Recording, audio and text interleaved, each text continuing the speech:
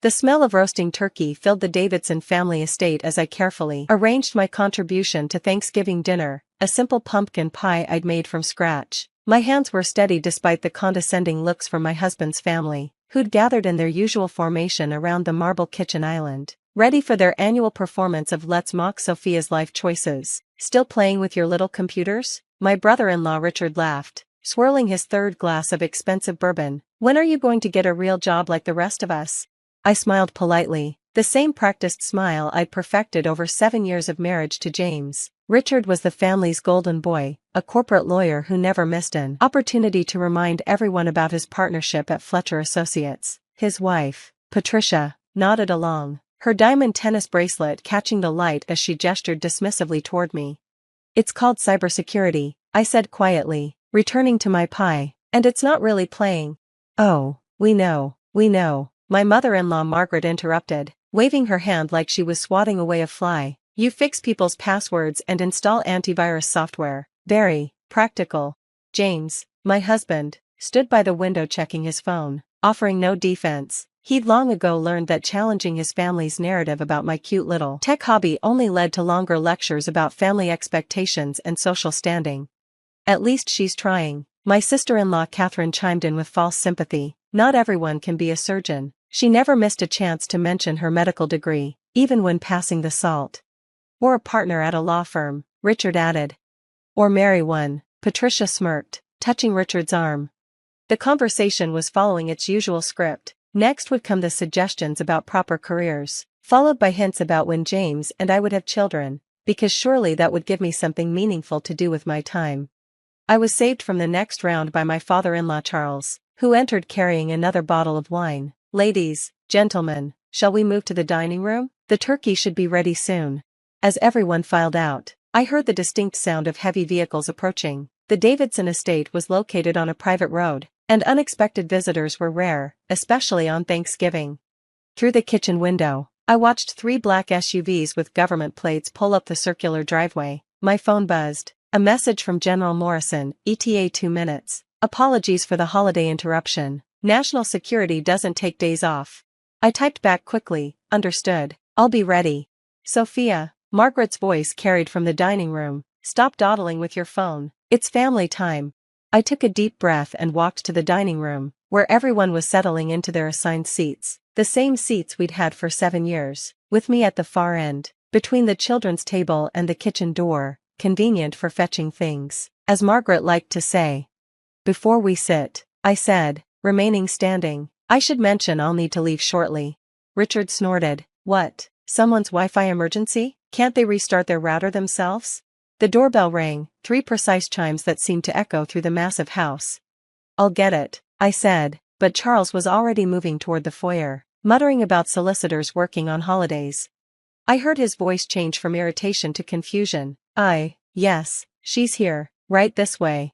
3 figures in dark suits entered the dining room with Charles trailing behind, looking stunned. The lead agent, a woman with steel gray hair and sharp eyes, scanned the room before focusing on me. Ms. Davidson? I'm Agent Sarah Chen from the Department of Defense. The Pentagon is ready for your briefing. The secretary is waiting. The room went absolutely silent. Richard's bourbon glass stopped halfway to his lips. Margaret's mouth opened and closed like a fish out of water. Briefing? James finally found his voice. What briefing? Agent Chen's expression didn't change. That's classified, sir. Ms. Davidson, we need to leave immediately. The situation in Beijing has escalated. I nodded, already mentally shifting into work mode. I'll need 5 minutes to grab my equipment. Beijing? Catherine whispered. What situation? I'm sorry, I said, addressing the room but looking at James. I can't discuss it. National security protocols. Richard let out a laugh that sounded more like a cough. This is a joke, right? Sophia doesn't, she fixes computers. Agent Chen turned her cool gaze on him. Ms. Davidson is one of the country's leading experts in cyber warfare and international digital infrastructure protection. She's been consulting with us for 3 years. 3 years? James stood up, his face a mixture of confusion and something that might have been hurt. Sophia? I met his eyes. You never asked what I actually did. None of you did, you just assumed. The equipment. Ms. Davidson? Agent Chen prompted. In my car, I replied, the briefcase in the trunk. She nodded to one of the other agents, who immediately left, presumably to retrieve it. Patricia found her voice. But she makes $50,000 a year. She drives a Honda. Actually, I said, pulling on my coat, I charge the Department of Defense $5,000 per hour for emergency consultations, and I like my Honda. It's reliable. The turkey chose that moment to timer ding in the kitchen, but nobody moved. $5,000 an hour? Richard's voice cracked. The corporate lawyer who loved to brag about his $500 hourly rate looked physically ill. The Beijing situation involves a potential breach of Allied defense networks, Agent Chen continued, clearly growing impatient. Ms. Davidson designed the protective protocols. She's the only one who can implement the countermeasures. Margaret sank into her chair. Protective protocols? I created an AI-driven defense system for NATO's digital infrastructure, I explained, checking my phone as updates flooded in. Someone's attempting to breach it. If they succeed, they'll have access to classified military communications across 30 countries. Your briefcase, ma'am, the agent returned, handing me the titanium case that contained my custom-built portable workstation. Thank you. I turned back to the stunned family. I'm sorry about dinner. This shouldn't take more than 8 or 9 hours. Save me some pie? 8 or 9 hours? James stepped forward. Sophia, what is happening? What haven't you told me? I paused at the doorway, finally letting 7 years of frustration color my voice. I told you, James, every time I tried to explain my work, you'd pat my hand and change the subject. When I got commended by the Pentagon last year, you said that's nice, honey, and asked if I could debug your mother's iPad. When I testified before Congress about cybersecurity threats, you were too busy to watch because Richard had a golf tournament. You testified before Congress? Charles whispered. Closed session. Senate Intelligence Committee. I softened my tone slightly. I have the transcripts in my office at home. Redacted. Of course. Agent Chen touched her earpiece. Ma'am, the secretary is asking for an ETA. Tell him 15 minutes. I looked around the room one last time. My husband's family, who'd spent 7 years treating me like the help, finally seeing me for the first time. James, we'll talk when I get home. Really talk. Richard, apparently unable to process his world realigning, blurted out, but you can't just leave. It's Thanksgiving. Actually, Agent Chen interjected with the slightest hint of amusement. When national security is at stake, she can. She has alpha-level clearance. She could commandeer this entire house if necessary. That's when the turkey slid off Richard's plate, hitting the Persian rug with a wet thud. He didn't even notice. As I walked toward the door, Margaret called out weakly, When will you be back? When Beijing stops trying to start World War III, I replied, hopefully before the pie gets cold. The last thing I heard as the agents escorted me to the waiting SUV was Catherine's stunned voice. Did she just say World War III? The lead SUV's interior was a mobile command center, screens flickering with real-time data from around the globe. Agent Chen handed me a secure tablet as we pulled away from the estate. The breach attempt started 40 minutes ago, she briefed me. They're using a variant of the Shadowbyte code, but modified. Your prediction algorithms caught it, but barely. I was already analyzing the attack patterns. It's not Shadowbyte. It's something new. See these recursive loops? Someone's been studying our defenses. My fingers flew across the tablet, pulling up defensive protocols I'd designed but hoped never to use. We need to implement Cerberus immediately. The secretary wants options, Chen said. The secretary will get one option. Let me work. I plugged my briefcase system into the SUV's network, and get me a direct line to Admiral Foster at Cyber Command. If this is what I think it is, we have maybe 90 minutes before they crack the outer shell. As we sped toward the regional command center, I thought about the family I'd left behind, sitting in their dining room with cooling food and shattered assumptions. Part of me felt guilty for the dramatic exit, but a larger part felt free. 7 years of Sophia and her little computer hobby. 7 years of being excluded from conversations about important careers. 7 years of smiling while they dismissed my work as playing with passwords. My phone buzzed. A text from James. I'm sorry. I'm so sorry. Please be safe. We need to talk when you get home. Another from Richard. I didn't know. None of us knew.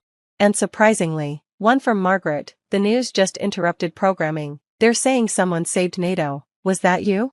I turned off the personal phone and focused on the screen showing cascading attack vectors across global defense networks. Someone in Beijing was trying to reshape the world's power structure with code and algorithms. They'd studied our defenses for months, maybe years. waiting for the perfect moment to strike. They'd chosen Thanksgiving, assuming American response would be slow. They hadn't counted on me already being angry and ready to fight. "Ma'am?" Agent Chen noticed my expression. "Everything all right?" "Perfect," I said, as my fingers danced across keyboards and the first of my countermeasures deployed. "Let's save the world, I have pie waiting." By the time we reached the command center, I'd already isolated the breach attempt and began implementing countermeasures. The attack was sophisticated, whoever designed it had intimate knowledge of our defense protocols. That narrowed the suspects considerably. Inside the command center, General Morrison waited with his staff. The main screen showed a world map lit up like a Christmas tree, red dots indicating attempted breaches across Allied networks. "Davidson," he greeted me with visible relief. "Thank God. How bad is it?" "Bad, but manageable," I replied, taking my position at the primary workstation. "They're not trying to breach the entire network. This is targeted, they're after something specific." "What?" I pulled up the attack algorithms, highlighting the pattern everyone else had missed. "The submarine communication protocols. They're trying to access our submarine fleet positions." The room went cold. Nuclear submarines were the ultimate stealth weapons, their locations the most closely guarded secrets in military intelligence. "Can they do it?" Morrison asked quietly. "Not if I can help it." I initiated Cerberus, my most aggressive defensive protocol. "But General, this isn't random. Someone leaked our infrastructure map. This attack knows exactly where to hit." The next 4 hours were a blur of code, countermeasures, and digital warfare. Every time I blocked an attack vector, 3 more appeared. Whoever was on the other side was good, very good. But they'd made one mistake: they'd studied our old defenses, not anticipating the upgrades I'd implemented just 2 weeks ago. "Got you," I whispered, finally identifying the source code signature. My fingers flew across the keyboard, building a cage of algorithms around the attacker's position. "General, I've isolated their access point. Beijing, just as we suspected, but routed through Prague and Johannesburg first." "Can you trace the actual operator?" "Already did." I pulled up the data, "and you're not going to like it. The code signature matches Chen Wei. He used to work for us. Cyber Command, left 2 years ago." Morrison's face darkened. "I remember him. Said he could make more money in private sector. Looks like he found a different employer." I initiated the final lockdown sequence. "But here's the good news. I just trapped him in his own code. He can't withdraw without revealing his entire network." "Do it." I executed the trap. Within seconds, data flooded our screens, not just the current attack, but months of preparation, financial transfers, and most importantly, the names of everyone involved.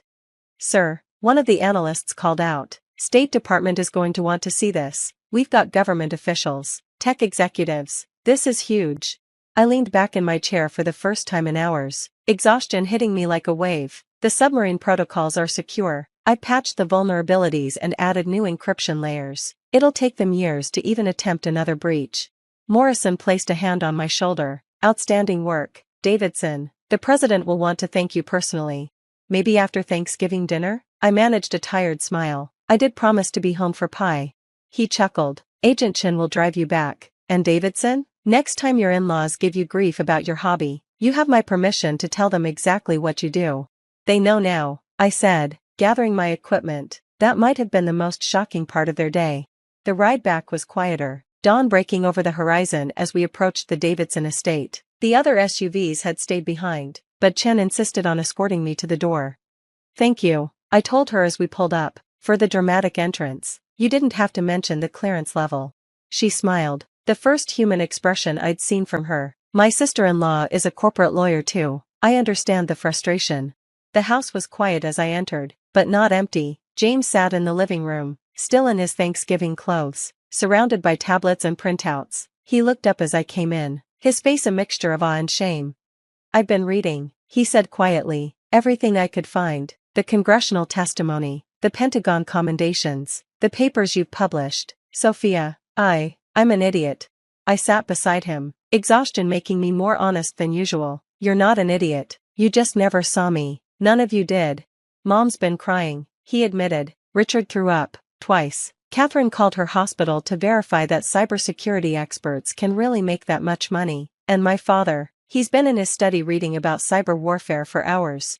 "And you?" He took my hand. "I'm trying to understand how I missed this. How I lived with you for 7 years and never realized I was married to a genius who protects our country. You never asked, I said simply. Every time I tried to tell you, someone would interrupt with a story about their real job, and you'd let them. I know, God, I know. He squeezed my hand. I failed you, we all did, but if you'll let me, I'd like to actually know you now, the real you. I was too tired to have this conversation properly, but something in his voice gave me hope. The real me needs sleep. And pie, is there any left? Mom saved you 3 pieces, and the entire turkey. No one had much appetite after you left. He paused. Sophia? That thing about World War III. Prevented, I assured him. For now, that's what I do, James. I prevent digital wars that could become real wars. I protect infrastructure that keeps millions safe. I'm not playing with computers, I'm playing chess with people who want to destroy our way of life. He nodded slowly. And you're winning? So far. I stood, heading for the kitchen and that promised pie, but it's exhausting doing it while people pat me on the head and ask when I'm getting a real job. That stops now, he said firmly. No more condescension, no more assumptions. I want to know everything, what you do, how you do it, why you chose this career, everything.